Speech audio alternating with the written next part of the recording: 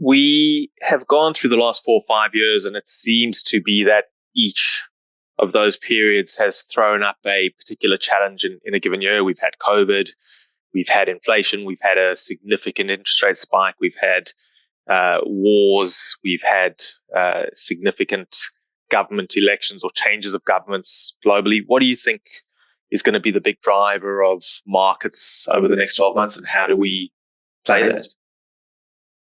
So I think massively, it looks like there's already discussions to dial down the conflict in the Ukraine.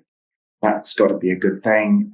It's no coincidence, I don't think, that people are on the phone to Xi Jinping in China. I think all of this needs to be dialed down, scaled down.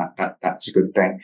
I think the biggest problem we face is the one I mentioned before, that the levels of debt are absolutely enormous and the levels of wealth inequality are enormous. And I think that each region, each country will have its own recipe for dealing with that. But I think you're increasingly going to be looking at a return to centrally directed capital. You're going to be looking at taxation that is trying to be redistributive.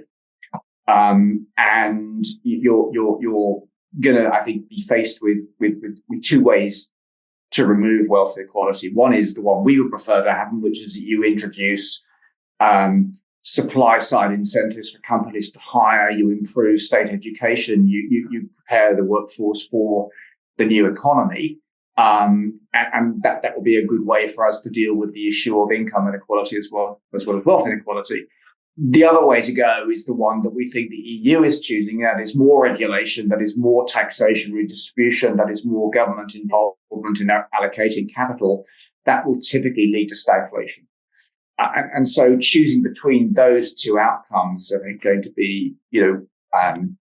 one of the important decisions to make, not just by policymakers, but also by investors. And I think that we, at the moment, as I said, would favour the USA and Japan that appear to be adopting the former, as opposed to Europe, which appears to be going down the latter route. So that's the biggest challenge, we think, is that you've got to now deal with the wealth inequality. You've now got to deal with the income inequality and the intergenerational problems that, of course, that engenders as well.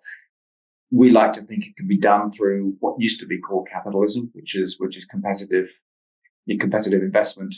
But the danger is that you see more government control, and there can indeed, and there have been indeed in the past long periods when equities haven't gone anywhere. Just look at the late 60s into the late 70s in the USA. In real terms, equities were down quite significantly because of more government and not less government. So that's the challenge that we face from here, I think.